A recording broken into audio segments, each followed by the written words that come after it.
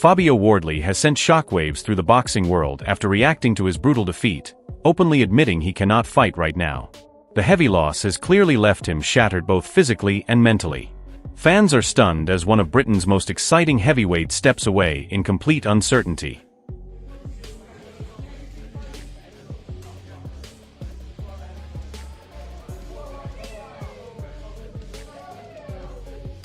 Frank Warren is reacting with real concern as talk of Fabio Wardley stepping away starts to surface after that brutal defeat.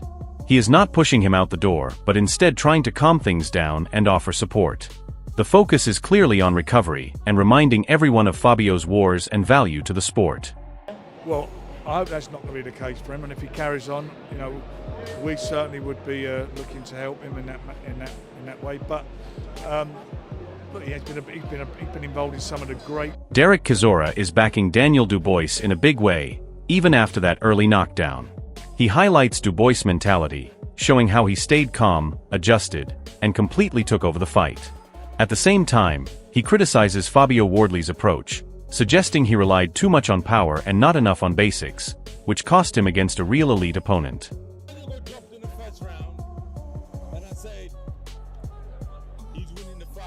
Everybody around me looked at me like, what? I'm like, he's winning the fight. And then guess what he did? He fucking won the fight. He just bit bodies, gunshots, and carried on. What about that first knockdown? What did he do, Fabio Wardley? Fabio was not ready for boxing. There was no jab, nothing, looking for power shots. It's like he didn't train. He was too busy commentating. Little bastard. He was supposed to fucking train in the gym. How many jabs did Fabio charge? Last jab, he didn't charge no jabs. He didn't do anything we've seen before. And today, Sam Smith was right. He goes, you're only a world champion until you fight a real fighter. Listen, the fight was supposed to stop in round 10 because his nose was bleeding so badly. What's next for him? I'm hearing a rematch calls. If not, who do you want to see him fight? Nobody wants to see the rematch. Eddie Hearn is reflecting on Fabio Wardley's tough journey and the emotional toll this fight has clearly taken. He praises Fabio as a genuine servant to boxing, but also admits there was something off going into this matchup. That lack of confidence he sensed now feels even more meaningful after such a damaging defeat and possible retirement talk surrounding Fabio's future in the sport. How good of a servant has he been to boxing? He's a great guy. I just felt this week, I've been around him a lot of fight weeks, I just didn't feel any kind of confidence or buzz, and I think when I heard that this fight was getting made, I thought that's a strange fight for him. Daniel Dubois is showing respect while also revealing how hard that fight really was. He admits Fabio Wardley pushed him into deep waters and forced him through a mental and physical battle. Despite that, Dubois comes out confident, talking about another big run ahead. The message is clear. He survived a war and still believes he is only getting stronger from it. He took my shots and, God just tested me in that fight. I had to go through my inner battle after coming off the back of a loss. So I was a bit nervy in there, but what a warrior. I'm honoured to share the ring with a fighter like Fabio. Probably coming back off, I'm going to go on a good run. Nice rest. Yeah, definitely. I need a nice rest. You need a nice rest and come back late or just take it easy. David Haye is full of praise for what he witnessed, calling it one of the most entertaining heavyweight fights he has ever seen. He focuses on the non-stop action and courage from both Daniel Dubois and Fabio Wardley. Even in defeat, Fabio's effort is being celebrated, showing that this fight elevated both men despite the brutal ending. I've never seen a heavyweight fight that captivating, that entertaining, round after round, backwards and forwards. The heart on these guys, the balls, the bravery. That's what you want to pay. That's what you want to. We hope every time we tune in for a heavyweight championship, you're getting that type of energy. They both gave everything they had. I could watch that 10 times over. Spencer Oliver is highlighting Fabio Wardley's importance beyond just results, focusing on his personality and entertainment value. He calls him a serious talent who brings excitement every time he steps in the ring. Even after a painful defeat, the respect remains strong, and there is a clear feeling that boxing would lose a major attraction if Fabio decides to walk away. It's not just that he's a big personality and he sells fights so well and he's a big character, and the press conferences, the build-up to fights, and what he delivers in the ring. The guy is a serious talent, and he'll be missed when he's retired. That is. Adam Smith is placing massive expectations on Daniel Dubois, calling him a potential generational great in the heavyweight division. He compares him to legends like Mike Tyson, Lennox Lewis, Tyson Fury, and Anthony Joshua, which shows how far Dubois has come after these brutal fights. Despite the wars and damage taken, this kind of praise proves he is now viewed as a serious long-term force who could dominate a new era of heavyweights with power and mindset. I think he's got the ability to be a generational great. I really do. I haven't been this excited about a heavyweight in a long time. I mean, I grew up with Mike Tyson, and of course he just brought something thrilling to the heavyweight division. We've had Lennox Lewis, who I think is our greatest heavyweight, obviously Tyson Fury, AJ, David Haye, and many others. Ben Davison is explaining the corner strategy behind Daniel Dubois' performance, showing how the fight was built on patience and controlled pressure rather than rushing for a knockout. The plan was to break Fabio Wardley down step by step before looking for the finish. This confirms Dubois is evolving as a thinker in the ring, not just relying on raw power but also learning how to systematically dismantle opponents.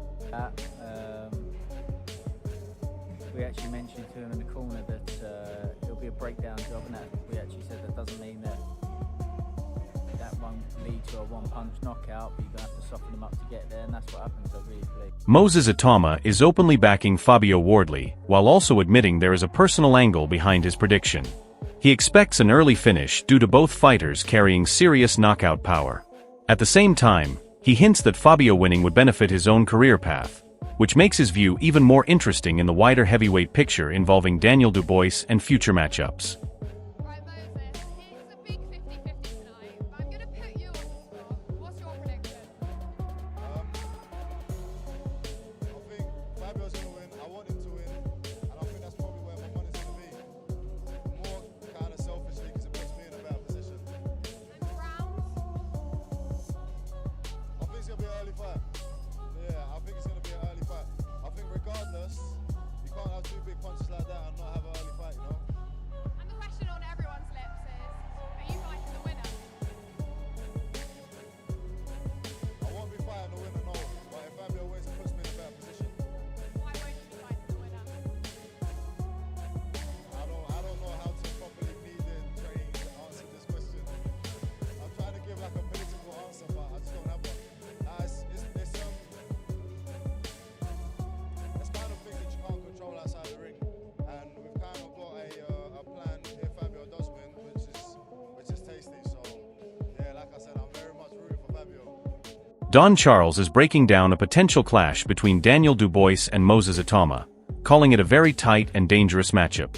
He highlights that execution on fight night will decide everything, but still gives Dubois huge confidence. In his eyes, Dubois is already operating at a level where he can handle most rising heavyweights, showing how highly he is rated after recent performances. So, if you put him in against Daniel Dubois? Good question and hard question.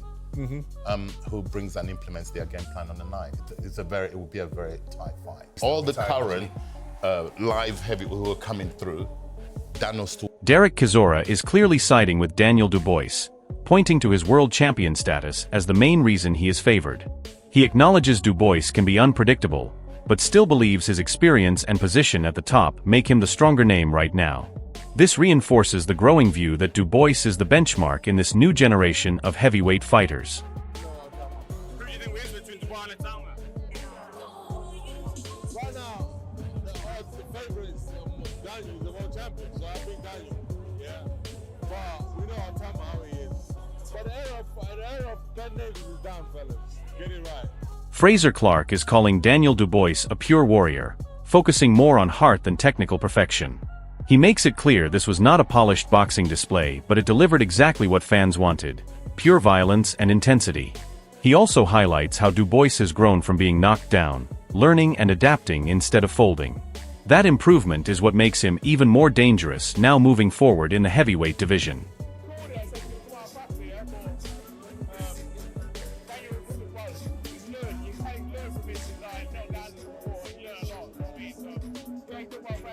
Dominic Ingle is praising both fighters for delivering a brutal and unforgettable heavyweight battle. He highlights Fabio Wardley's toughness for refusing to quit even under massive pressure, while also crediting Daniel Dubois for staying composed and disciplined. Despite fatigue setting in, Dubois adjusted and kept finding answers deep into the fight. It was a true test of heart, endurance, and survival from both men in a proper war. Tell you what, it's one of the best fights I've ever seen. One of the best fights. Fair play to Fabio Wardley. What a hard man he is. He didn't want to quit. His corner didn't pull him out. And Daniel Dubois kept his composure. He kept his composure, stuck to the plan. He started to get a bit tired himself. He realised that Wardley has still got something in the tank. He kept pulling it out of the bag. He looked dead on his feet. But what a fight that... Don Charles is overwhelmed after witnessing a brutal heavyweight clash, describing it as a true gladiator battle. He believes both Daniel Dubois and Fabio Wardley came out of it with credit, even in defeat. In his eyes, boxing itself was the real winner because the fight delivered far beyond expectations. He also praises both men as throwback fighters with old-school heart, toughness, and pride inside the ring. My thoughts, I'm still trying to recover. I need my heart checked. Yeah, I'm getting old, you know, from all this excitement.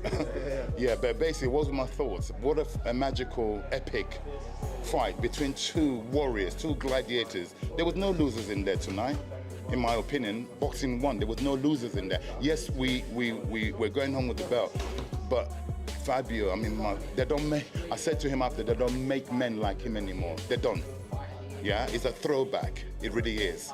And so is Daniel.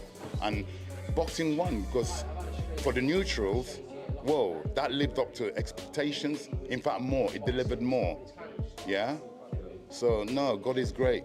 Derek Chisora is full of respect for Daniel Dubois, highlighting his refusal to quit even while taking heavy shots.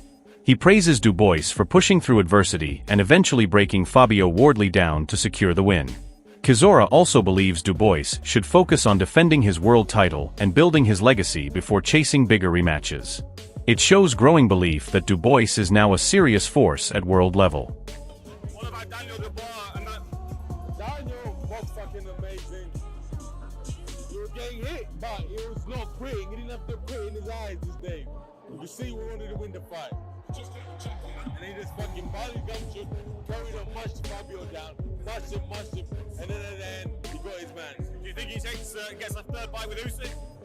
No, I don't want to see him in a third fight with Usyk. I want him to defend the title, make some money, defend it, and then fight Usyk. Like Talma? No, I don't want to see him with Talma. Who do you think wins between Dubois and Talma? Right now, the favorite is Daniel, the world champion, so I think Daniel, yeah. But we know how he is. David Haye is describing this fight as one of the most entertaining heavyweight battles he has ever seen. He focuses on the non-stop action, bravery, and heart shown by both Daniel Dubois and Fabio Wardley. Every round brought drama and momentum swings, making it a true fan-friendly war. Even after the final bell, the respect remains high for both fighters who left everything inside the ring. I've never seen a heavyweight fight that captivating, that entertaining, round after round, backwards and forwards. The heart on these guys, the balls, the bravery. That's what you want to pay. That's what you want to. We hope every time we tune in for a heavyweight championship, you're getting that type of energy. They both gave everything they had. I could watch that 10 times over. David Haye is describing this fight as one of the most entertaining heavyweight battles he has ever seen. He focuses on the non-stop action, bravery, and heart shown by both Daniel Dubois and Fabio Wardley. Every round brought drama and momentum swings, making it a true fan-friendly war. Even after the final bell, the respect remains high for both fighters who left everything inside the ring. Listen, the fight was supposed to stop in round 10 because his nose was bleeding so badly. What's next for them? I'm hearing a rematch calls. If not, who do you want to see him fight? Nobody wants to see the Don Charles is overwhelmed after witnessing a brutal heavyweight clash, describing it as a true gladiator battle. He believes both Daniel Dubois and Fabio Wardley came out of it with credit, even in defeat. In his eyes, boxing itself was the real winner because the fight delivered far beyond expectations. He also praises both men as throwback fighters with old-school heart, toughness, and pride inside the ring. Daniel got dropped in the first round, and I said, he's winning the fight. Everybody around me looked at me like, what? I'm like, he's winning the fight. And then guess what he did? He fucking won the fight. He just bit bodies, gumshoe, and carried on. What about that first knockdown? What did he do, Fabio Wardley? Fabio was not ready for boxing. He was no jab, nothing, looking for power shots. It's like he didn't train. He was busy commentating. Little bastard. He was supposed to fucking train in the gym. Dude, how many jabs did Fabio chuck? Less jabs. He didn't chuck no jabs. He didn't do anything we've seen before. You know, and today, Sam Smith was right. He goes, you're only a world champion until you fight a real fighter. Don Charles is overwhelmed after witnessing a brutal heavyweight clash, describing it as a true gladiator battle. He believes both Daniel Dubois and Fabio Wardley came out of it with credit, even in defeat. In his eyes, boxing itself was the real winner because the fight delivered far beyond expectations. He also praises both men as throwback fighters with old-school heart, toughness, and pride inside the ring. Old demons when he got dropped. I think he started to think old demons when he started to think his things weren't working. But you know what was giving Daniel confidence? He kept landing a jab. Every time Wardley threw a right hand, Dubois would stick a jab and it would touch his target. That there was giving Dubois hope that, okay, then I can stand in front of my target and I can land with a jab. And he knew he was softening up Wardley with a jab as the round. David Haye is describing this fight as one of the most entertaining heavyweight battles he has ever seen. He focuses on the non-stop action, bravery, and heart shown by both Daniel Dubois and Fabio Wardley. Every round brought drama and momentum swings, making it a true fan-friendly war. Even after the final bell, the respect remains high for both fighters who left everything inside the ring.